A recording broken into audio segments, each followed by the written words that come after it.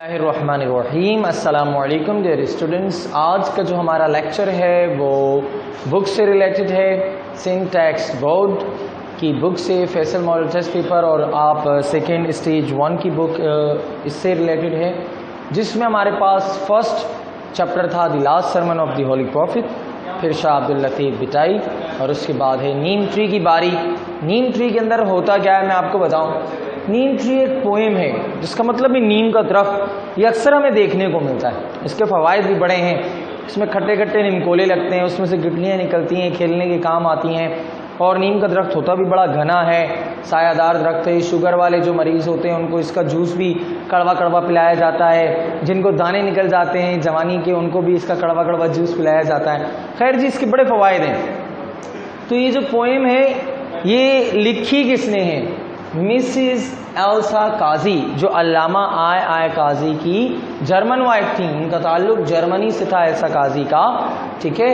اور یہ 3 اکتوبر 1884 یعنی 3 اکتوبر 1884 کو یہ پیدا ہوئی، اینڈ شی ڈائڈ ان 28 مئی 1967۔ اب آگے پڑھتے ہیں اس کے بارے میں۔ This poem was written by Mrs. Elsa Qazi, the German wife of Allama I. Qazi, the late Vice Chancellor of the University of Sindh. Sindh university میں یہ وائس چانسلر تھے علامہ آئی قاضی، جن کی یہ وائف تھیں۔ And she was born at Weimar in Germany. Germany ایک ملک ہے، اس کے اندر ایک شہر ویمر ہے، وہاں یہ پیدا ہوئی تھی۔ کب؟ 3 اکتوبر 1884 کو۔ شی میٹ علامہ آئی قاضی ان 1907، 1907 میں علامہ آئی قاضی سے ہی ملی، ان لنڈن میں، and in 1910 was married to him, اور 1910 میں ان کی شادی ہو گئی۔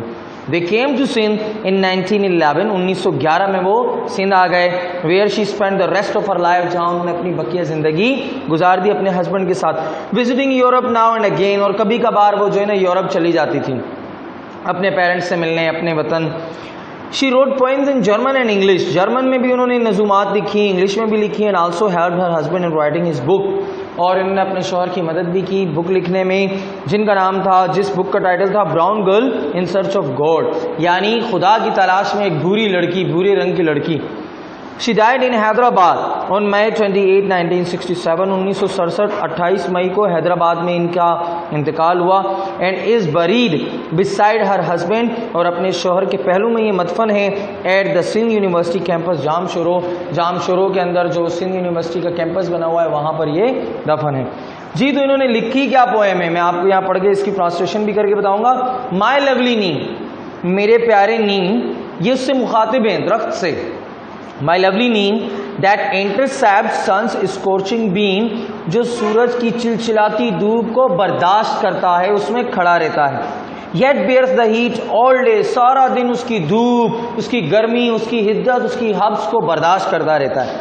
Without the rains refreshing spray، بغیر بارش کے ہونے تک، مطلب بارش بھی نہیں ہوتی، دھوپ بھی پڑ رہی ہے، گرمی بھی لگ رہی ہے، حبس بھی ہو رہا ہے، چلچلاتی دھوپ ہے، کڑکتا سورج ہے، اس کے نیچے جو ہے نا یہ اپنی گرمی، اس کی گرمی سورج کی جو ہے وہ برداشت کر رہا ہوتا ہے۔ دو چانس دا وانڈرز وہ اوے، دو THOU، دو یہ پرانے زمانے کی انگلش ہے جس کا مطلب ہوتا ہے یور، آپ کا۔ دو چارمز، تمہاری جو خوبصورتی ہے، دا وانڈرز وہ اوے، WOE وہ، غم۔ وانڈر ہوتا ہے جی آوارہ گرد یا کوئی بھی مطلب راہ چلتا مسافر، تمہاری جو خوبصورتی ہے وہ راہ چلتے مسافر کے غم کو دور کر دیتی ہے۔ بالکل ایسے ہی آپ کبھی دیکھیں ماشاءاللہ بہت ہی گھنا درخت ہوتا ہے، یہ پھیلا ہوا ہوتا ہے، اس کی شاخیں بڑی چوڑی ہوتی ہیں، پھیلی بھی ہوتی ہیں، جب مطلب آپ دیکھیں گے نا خوبصورتی میں، بہت اچھا درخت ہے، بہت خوبصورت درخت ہے یہ۔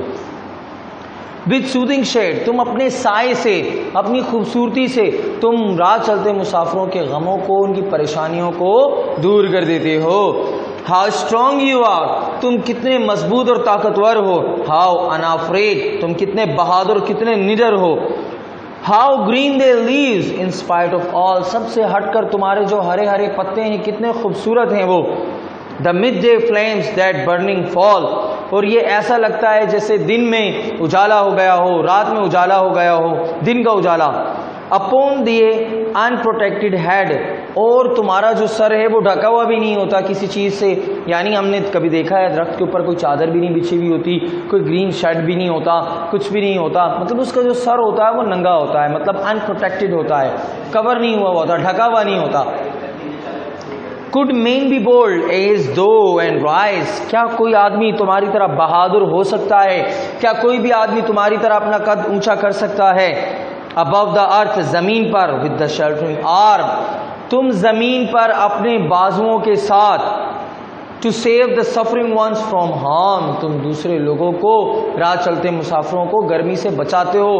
بازوؤں سے مراد اس کی شاخیں ہیں، زمین پر اس کا جو تنا ہے، پھر اس کی شاخیں ہیں، وہ سایہ دار ہوتی ہیں، وہ سایہ دیتی ہیں. راہ چلتا مسافر، بھائی گرمی لگ رہی ہے بہت زیادہ، حالانکہ درخت خود تو گرمی برداشت کر رہا ہے، لیکن راہ چلتا مسافر جو ہے وہ اس کے سائے میں آرام سے بیٹھ کر ریسٹ کر سکتا ہے. جی اس کے بعد تم بچاتے ہو لوگوں کو فرام سوروز، غموں سے، پوورٹی، غربت سے، اینڈ وائس، اور دکھوں، پریشانیوں اور برائیوں سے، تھرو سیکریفائس، قربانیاں دے کر.